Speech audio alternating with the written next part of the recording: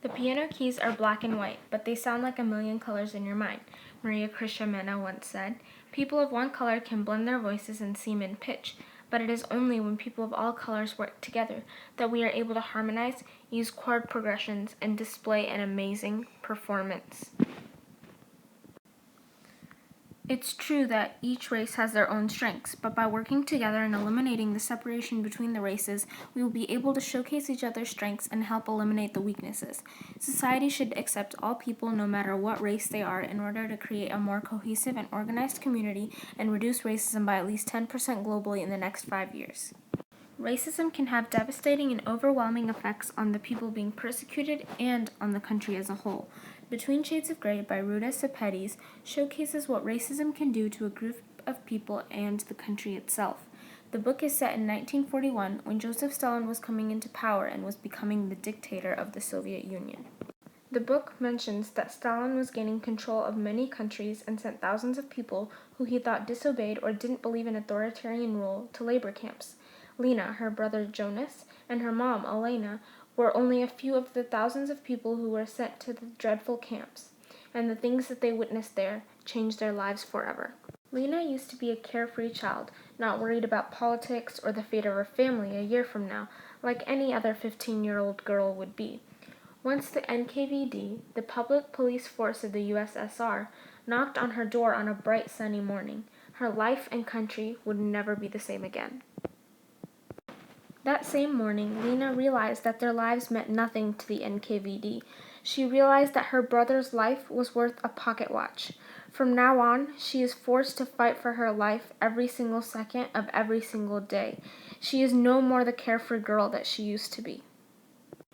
Thousands of people, from old grandparents to innocent newborn children, were stuffed into train cars and had to travel thousands of miles in inhumane conditions.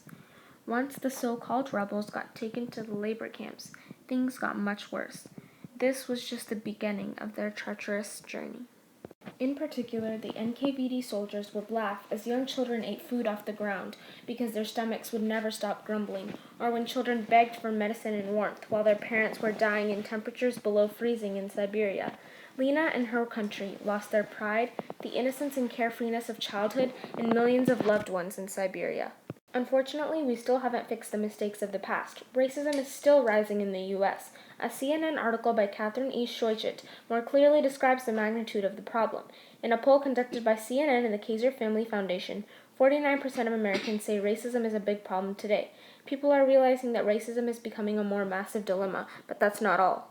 Many people that took the poll conducted by CNN reported that they didn't expect racism to get worse, or that they are troubled by the bias that they see on the media. The increase in racism is scaring the citizens of America. America is a land of opportunity and liberty, so there shouldn't be the difference in freedom and quality among the people. Furthermore, racism has been on the rise in the entire world.